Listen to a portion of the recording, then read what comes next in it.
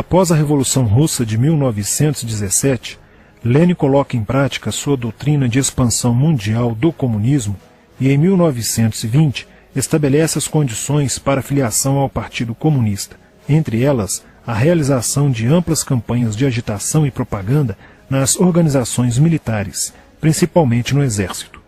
Em 25 de março de 1922, nasce o Partido Comunista do Brasil, o PCB.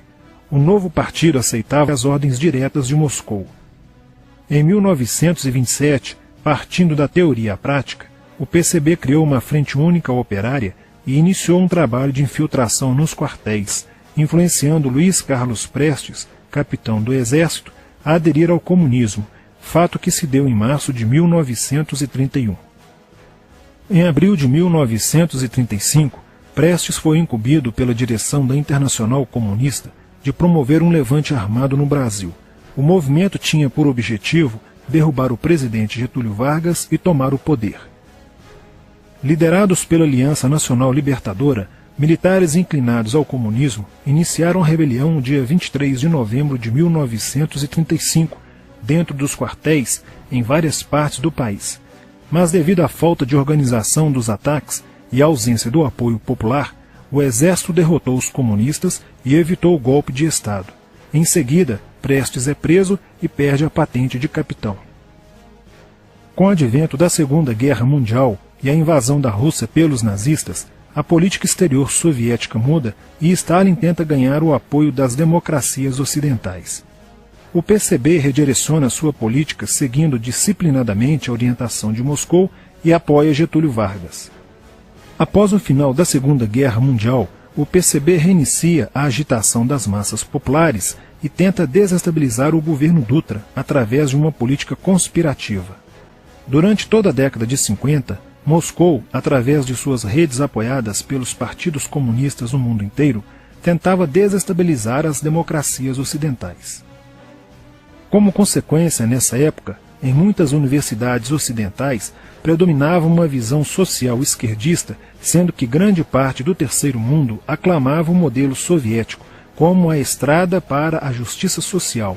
Muitos intelectuais se declaravam marxistas. Assim, a conjuntura era altamente favorável ao comunismo, o que provocou sua expansão dramática até o final da década de 50, com a vitória da Revolução Cubana. Isso fez o PCB defender com mais intensidade a luta armada como a única solução viável e progressista dos problemas brasileiros. A União Soviética, destinada a aumentar o seu campo de influência no continente americano, despertou interesse pelo Brasil, um país de dimensões imensas, fronteiriço com quase todos os países da América do Sul, país estratégico no cenário mundial que poderia pender o fiel da balança para o lado comunista. Nos primeiros anos da década de 60, o Brasil passou a viver período de crescente instabilidade política, militar e institucional. Em 1961, Luiz Carlos Prestes encontrou-se com Nikita Khrushchev em Moscou para planejar a Revolução Agrária no Brasil. Neste mesmo ano, no governo de Jânio Quadros, o Partido Comunista Brasileiro enviou a Cuba, com o apoio de Fidel Castro, dezenas de brasileiros para o treinamento político-militar, visando a preparação de quadros revolucionários para desencadear ações de guerrilha rural e urbana no Brasil.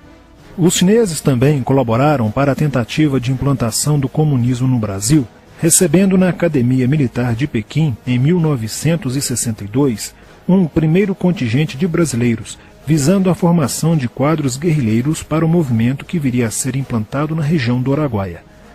No nordeste do Brasil, Francisco Julião organizava as ligas camponesas, com militantes treinados em Cuba.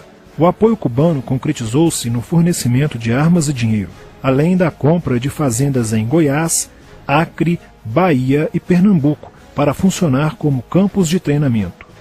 No dia 4 de dezembro de 1962, o jornal O Estado de São Paulo noticiou a descoberta e o desbaratamento de um campo de treinamento de guerrilha no estado de Goiás, em uma das 3 fazendas pertencentes às ligas camponesas. Enquanto isso, Goulart governava o país de uma forma pendular. Ora pendia para o lado dos comunistas, ora para o lado dos conservadores. Em setembro de 1963, tudo indicava que o país caminhava para uma revolução de esquerda, principalmente com João Goulart apoiando a sindicalização de sargentos, promovendo a quebra da hierarquia e da disciplina nas Forças Armadas. Em 4 de outubro de 1963, Goulart solicita o estado de sítio ao Congresso Nacional, pelo prazo de 30 dias. A manobra foi repelida pelo Congresso e João Goulart passou a conduzir ações no sentido de implementar o projeto golpista que desaguaria em um regime totalitário de esquerda. Insuflado e orientado por seu cunhado Leonel Brizola, pregava a necessidade de reformas de base e a implantação de uma república sindicalista. Controlando o aparelho sindical, o governo promovia o grevismo, a anarquia e o caos. O país passou a viver dias de intranquilidade, estagnação econômica e inflação descontrolada. Em meio à crescente radicalização do ambiente político, Leonel Brizola era a liderança que unificou as esquerdas na frente de mobilização popular, criando o grupo dos 11 companheiros, para tomar o poder pela luta armada. Segundo Brizola, o Grupo dos 11 seria a vanguarda avançada do movimento revolucionário, a exemplo da Guarda Vermelha da Revolução Socialista de 1917 na União Soviética. Alheio às críticas que lhe endereçavam militares e oposição civil, João Goulart e o PCB mantinham entendimentos constantes. No dia 13 de março de 1964, um comício realizado na Praça Central do Brasil, no Rio de Janeiro, ficou conhecido como a Comissão das Reformas. Mais de 100 mil pessoas participaram, pedindo a legalização do PCB e a entrega de armas ao povo para a luta armada. No palanque estavam João Goulart, Miguel Arraes e Leonel Brizola. No dia 19 de março aconteceu a primeira Marcha da Família com Deus pela Liberdade, que reuniu 800 mil pessoas em oposição ao comício do dia 13, em demonstração do descontentamento de grande parte da população com os rumos que tomava a situação nacional, principalmente devido à impressionante demonstração de força, o tom radical dos discursos de Arraes e Brizola e a profusão de cartazes com a foice e o martelo. Em 20 de março, apoiados por Brizola e pela CGT, a Associação dos Marinheiros e Fuzileiros Navais do Brasil reuniu-se declarando um motim, dando origem a vários outros movimentos rebeldes no interior das Forças Armadas. Realizou-se em Niterói, na sede do Sindicato dos Operários Navais, um congresso continental de solidariedade a Cuba, com a participação de delegações latino-americanas.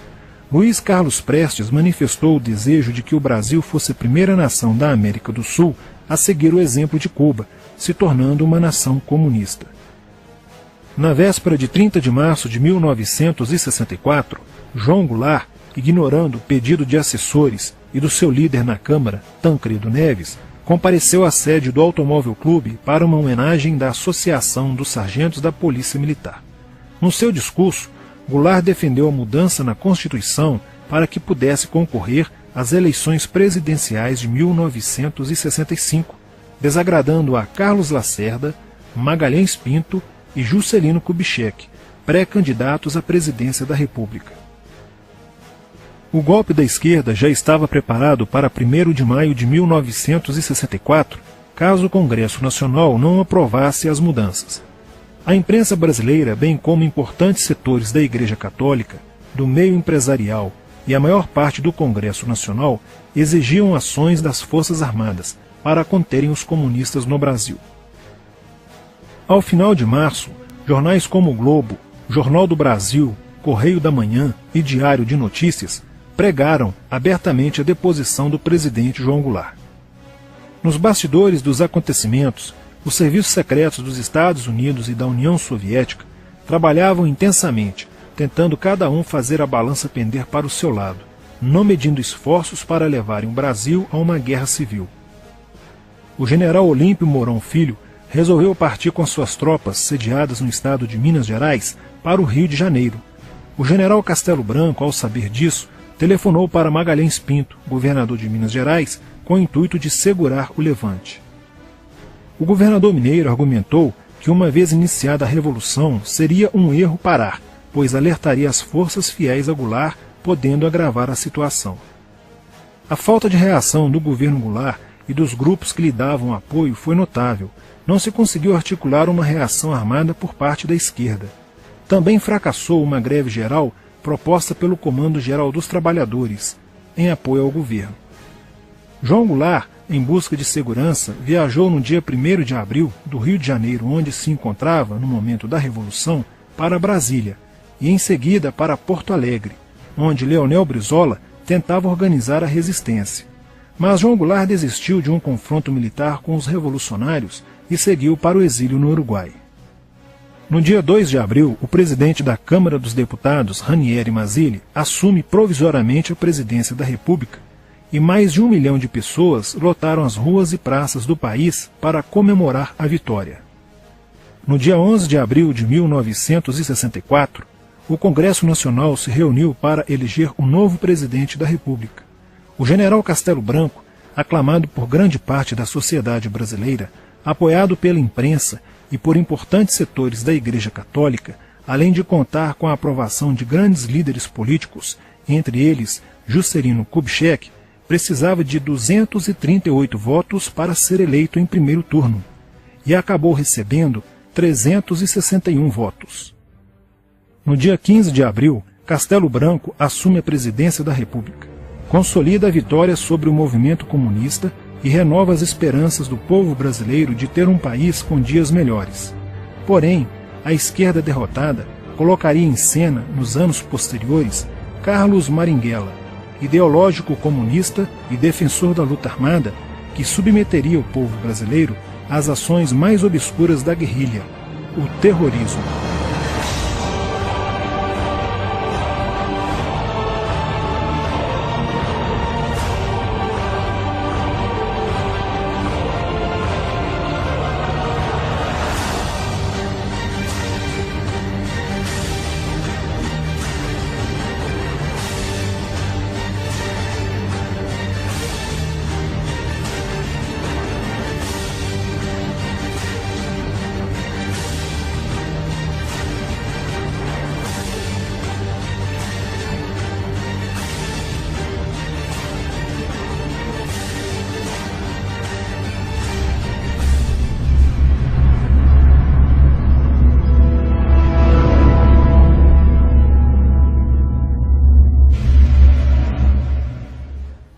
Em 1959, quando Fidel Castro anunciou ao mundo que sua revolução era comunista, passou a ser apoiado por Moscou. Com isso, a União Soviética iniciou uma campanha para dominar com a ideologia marxista a América Latina, onde os partidos comunistas formariam grupos de guerrilha armada com dinheiro soviético, repassado por Cuba.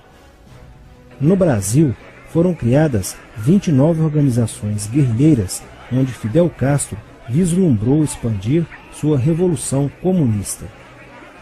Em 1961, o presidente do Brasil, Jânio Quadros, condecorou o guerrilheiro cubano Che Guevara com a Ordem do Cruzeiro do Sul, sem imaginar que 4 meses antes o Partido Comunista Brasileiro acertara com Fidel Castro o envio de jovens brasileiros para o treinamento de guerrilha em Cuba, com a finalidade de preparar quadros revolucionários que desencadeariam a luta armada no Brasil.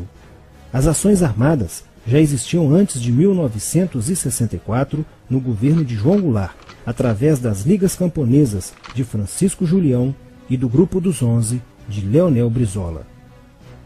Com a chegada ao poder, em 1964, do presidente Castelo Branco, centenas de comunistas e políticos de esquerda refugiaram-se no Uruguai, onde formariam a Frente Popular de Libertação, que a partir de 1965 empreenderia atos de sabotagem urbana e focos de guerrilha rural no Brasil, principalmente na Serra do Caparaó, cujos guerrilheiros, apoiados por Leonel Brizola, foram combatidos e vencidos por tropas da Polícia Militar de Minas Gerais. Em 1966, a esquerda brasileira, decidida a tomar o poder à força e em curto prazo, passou a adotar táticas terroristas como as que foram usadas pelo grupo guerrilheiro Ação Popular, que ao explodir uma bomba no saguão do Aeroporto Internacional de Guararapes, em Recife, matou o jornalista Edson Regis de Carvalho e o almirante Nelson Gomes Fernandes, A influência da Revolução Cubana passou a servir de modelo para muitos revolucionários como Carlos Marighella, do PCB, que em 1967 viajou a Cuba e participou de um evento sobre a propagação da luta armada no território brasileiro. De volta ao Brasil, em setembro de 1967, Marighella criou a Ação Libertadora Nacional, ALN, e começou a recrutar jovens brasileiros entre os estudantes que, depois de preparados ideologicamente, foram enviados a Cuba. Em 1968, com a chegada ao Brasil do primeiro contingente da ALN de guerrilheiros formados em Cuba, entrou em cena Carlos Lamarca, capitão do Exército e militante da Vanguarda Popular Revolucionária, VPR, que se uniu a Marighella e em janeiro de 1969 explodiu 50 quilos de dinamite no QG do 2º Exército, matando na explosão o soldado do Exército Mário Cosel Filho e ferindo 6 militares. E ainda, na cidade de São Paulo, os guerrilheiros avançaram com um veículo roubado e abordaram o capitão Chandler, do Exército dos Estados Unidos, que se encontrava no interior de um automóvel quando saía de sua residência. Chandler foi morto por uma rajada de metralhadora em frente da esposa e do filho de 9 anos. O Comando de Libertação Nacional, Colina, criado em Belo Horizonte no ano de 1968, executou na capital mineira vários assaltos a agências bancárias e atentados à bomba. Os guerrilheiros se reuniam durante as sessões de cinema no Cine Acaiaca, localizado na área central de Belo Horizonte, para planejarem as ações de terror e guerrilha. A situação estava ficando caótica no país. Os guerrilheiros praticavam atentados à bomba nas grandes cidades, matando e ferindo vários inocentes, aumentando a insegurança e o medo da população, que passou a exigir ações imediatas do governo brasileiro para acabar com a violência praticada pela guerrilha. Atendendo ao clamor público para combater o terrorismo e a guerrilha com mais rigor, o presidente Costa e Silva editou o Ato Institucional número 5, AI-5, que previa o exílio e punições mais severas aos autores de atos de guerrilha terrorista praticados contra a população brasileira. Em desafio à nova medida do governo de proteção à sociedade, Carlos Marighella, em 1969, lançou o seu mini-manual do guerrilheiro urbano. Neste mesmo ano, só no Rio de Janeiro, a ALN, para aumentar os seus recursos financeiros, praticou 30 assaltos, sendo a maioria deles contra as agências bancárias.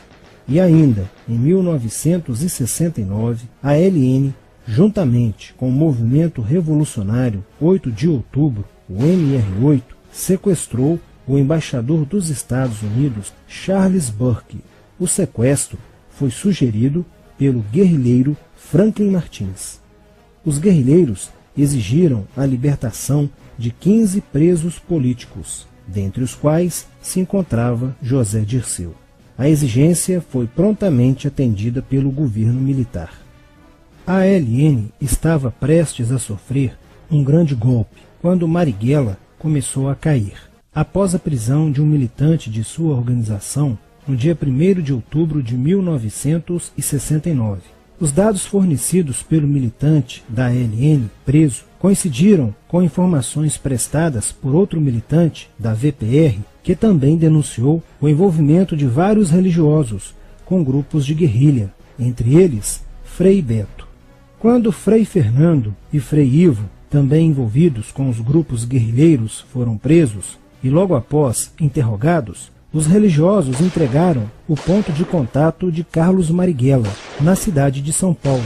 No dia 4 de novembro de 1969, o ponto foi cercado pela polícia, onde Marighella, percebendo o cerco, reagiu e foi morto. Depois da morte de Marighella, centenas de guerrilheiros foram presos e mais de 300 armas apreendidas. 2 sequestros de diplomatas, o embaixador alemão Enfield von Hollemer e o cônsul japonês Nobuo Okushi foram feitos às pressas para libertar os guerrilheiros que continuavam presos. Inspirados no marxismo cultural, vários militantes da esquerda brasileira iniciaram a estruturação de uma organização que se infiltrou nas faculdades brasileiras, bem como no meio artístico e cultural e principalmente nas edições de jornais, setores estes com grande poder de influência sobre a formação da opinião popular. Durante as manifestações, vários militantes comunistas, usando armas de fogo, eram infiltrados no movimento estudantil e disparavam contra os manifestantes, na intenção de colocar a opinião pública contra o regime militar. Com a morte de Marighella, Lamarca havia assumido a posição de líder mítico, que sustentava a esperança na vitória comunista. Em 1970, quando o embaixador suíço Giovanni Butcher foi sequestrado, o governo se recusou a soltar os presos da lista apresentada pelos guerrilheiros. Depois de 40 dias de sequestro, os guerrilheiros quiseram matar o embaixador suíço. Porém, o governo militar cedeu e as exigências dos guerrilheiros sequestradores foram atendidas, preservando a vida do diplomata. Na cidade de São Paulo, o cerco sobre a vanguarda popular revolucionária, liderada por Carlos Lamarca, estava se fechando. Isso fez com que Lamarca fugisse para o Vale da Ribeira e montasse um campo de treinamento para a guerrilha. Na tentativa de descobrir este campo, tropas da Polícia Militar do estado de São Paulo foram deslocadas para a região. No dia 8 de maio de 1970, um pelotão comandado pelo tenente da Polícia Militar, Alberto Mendes Júnior, foi emboscado e rendido por guerrilheiros da VPR. O tenente Mendes foi feito refém e obrigado a seguir com os guerrilheiros na direção de Sete Barras. Depois de um dia e meio andando pela mata, Lamarca formou um tribunal revolucionário e decidiu matar o tenente Mendes, que teve o crânio esmagado por coronhadas de fuzil desferidas pelos guerrilheiros Diógenes e Fujimori. Apesar do cerco, Lamarca conseguiu escapar e em 1971 chegou ao sertão da Bahia. Depoimentos de guerrilheiros presos em Salvador levaram o exército ao esconderijo de Lamarca, que, estando armado de metralhadora, reagiu à prisão e foi morto. Após a morte de Lamarca, o número de militantes presos era bem maior que o número de guerrilheiros em ação no Brasil. Os guerrilheiros, percebendo que o cerco estava se fechando, passaram a sequestrar aviões comerciais e obrigar o piloto a desviar para outro país, onde pudessem se exilar. 4 desses aviões foram desviados para Cuba. Os guerrilheiros comunistas estavam perdendo a guerra. Os militantes que abandonavam as armas eram acusados de traição nos tribunais vermelhos e executados pelos próprios companheiros, em atos de justiçamento. Já no início de 1971, o PCdoB conduzia o trabalho de campo na região do Araguaia, na divisa entre os estados de Goiás, Pará e Maranhão, com a missão de implantar um núcleo guerrilheiro que tinha por objetivo fomentar uma revolução socialista, onde centenas de guerrilheiros já haviam se estabelecido há pelo menos 6 anos. No início de abril de 1972, o presidente Médici enviou à região do Araguaia equipes especializadas em inteligência que, da busca do conhecimento sobre a atividade clandestina, logo efetuaram as primeiras prisões, entre elas a de José Genuíno, primeiro guerrilheiro preso no Araguaia. Logo após, o exército sofreu as suas primeiras baixas ao ter um grupamento emboscado por elementos liderados por Oswaldo Orlando da Costa, conhecido por Oswaldão. Isso fez com que o exército passasse a empregar tropas convencionais que cercaram toda a região do Araguaia. Com a derrota cada vez mais próxima e com o total abandono logístico do PCdoB, ao qual os guerrilheiros foram relegados, sem armas, comida e remédios, vários militantes da guerrilha, encurralados, quiseram se entregar, mas foram mortos pelos próprios companheiros em atos de justiçamento. Após a morte de Oswaldão e o desmantelamento do comando militar da guerrilha, o cerco do exército se fechou sobre os rebeldes e vários guerrilheiros foram presos. Assim terminava o sonho da esquerda brasileira de transformar o Brasil em uma ditadura comunista. Mas a esquerda brasileira não desistiria de conquistar o poder e retornaria mais tarde com uma tática mais eficiente que a luta armada: o marxismo cultural.